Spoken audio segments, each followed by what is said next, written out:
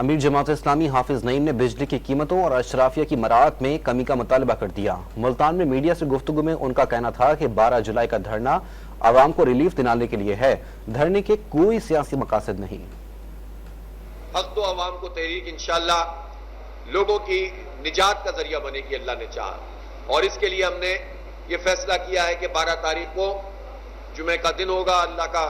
اللہ کی طرف سے سارے ایام بہت باعث برکت ہیں، جمعہ سید الایام ہے، انشاءاللہ ہم وہاں بیٹھیں گے دھرنے پہ، اور حکومت کو عوام کے لیے ریلیف کا کوئی بندوبست کرنا پڑے گا۔